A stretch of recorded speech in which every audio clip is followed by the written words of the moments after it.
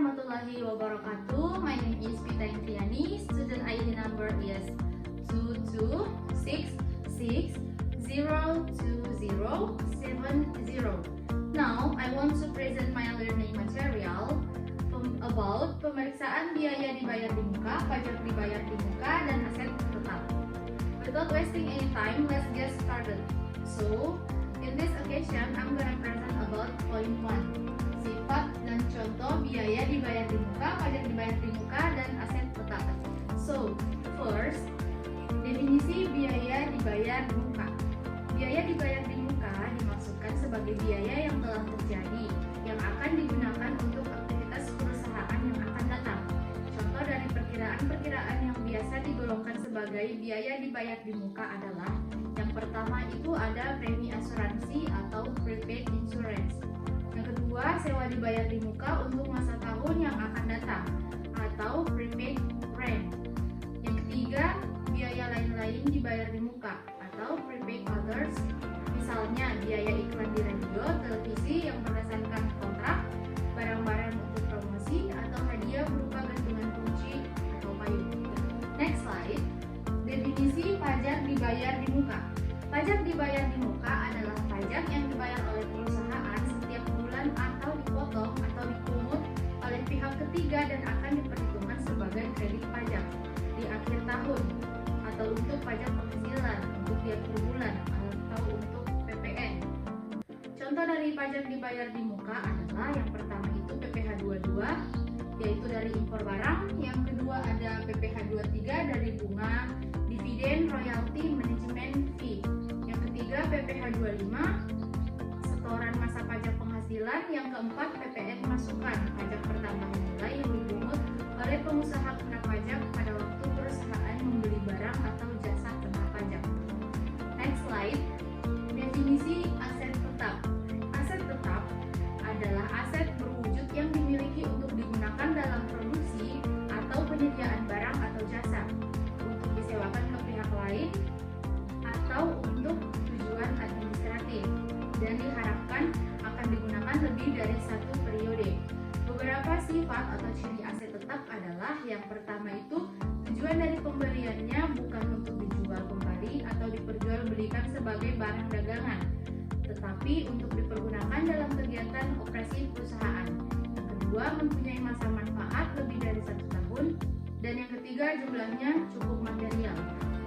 Fixed asset atau aset tetap dapat dibedakan menjadi dua, yaitu fixed tangible asset, aset tetap yang mempunyai wujud, bentuk, dan bisa dilihat atau bisa diraba. Yang kedua, fixed intangible asset, aset tetap yang tidak mempunyai wujud atau bentuk sehingga tidak bisa dilihat dan tidak bisa diraba. I think that's all from me. Thank you very much. I will give it next to my friend to continue the discussion. Assalamualaikum warahmatullahi wabarakatuh. Perkenalkan, nama saya Cindy Fadila dengan NIM 2266020012. Di sini saya akan membacakan materi selanjutnya, yaitu tujuan pemeriksaan atau audit objektif biaya dan pajak dibayar di muka. Nah, tujuan pertamanya yaitu untuk memeriksa apakah terdapat internal control yang cukup baik atas biaya dan pajak dibayar di muka. Yang kedua, untuk memeriksa apakah biaya yang mempunyai kegunaan untuk tahun berikutnya sudah dicatat sebagai biaya dibayar di muka. Yang ketiga itu untuk memeriksa apakah biaya dibayar di muka yang mempunyai kegunaan untuk tahun berjalan telah dibebankan atau dicatat sebagai biaya tahun berjalan. Nah, yang keempat itu untuk memeriksa apakah pajak dibayar di muka didukung oleh bukti setoran atau pemungutan pajak yang sah dan lengkap sehingga bisa diperhitungkan sebagai kredit pajak pada akhir periode. Nah, yang terakhir itu untuk memeriksa apakah penyajian biaya dan pajak dibayar di muka dalam laporan keuangan sudah sesuai dengan standar akuntansi keuangan di Indonesia atau dalam SAK, ETAP, atau IFRS.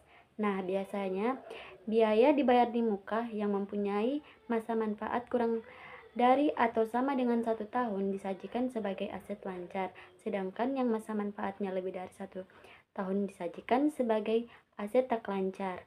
Sedangkan pajak dibayar di muka bisa disajikan sebagai aset lancar atau di offset dengan utang pajak yang sejenis, atau pajak penghasilan badan atau pajak penambahan nilai. Baik, saya Cindy Fadila akan lanjutkan materi selanjutnya, yaitu prosedur pemeriksaan aset tetap. Prosedur audit atas aset tetap adalah sebagai berikut. Yang pertama, pelajari dan evaluasi internal control atas aset tetap. Yang kedua, minta kepada klien top schedule serta supporting schedule aset tetap yang berisikan saldo awal, penambahan serta pengurangan-pengurangannya, dan saldo akhir, baik untuk harga perolehan maupun akumulasi penyusutannya. Yang ketiga, periksa voting dan cross votingnya, dan cocokkan totalnya dengan general ledger atau sub ledger saldo awal dengan working paper tahun lalu. Nah, proses ini membantu memastikan bahwa aset tetap dikelola dengan baik, dilaporkan secara akurat dalam laporan keuangan, dan memberikan nilai maksimal bagi suatu perusahaan.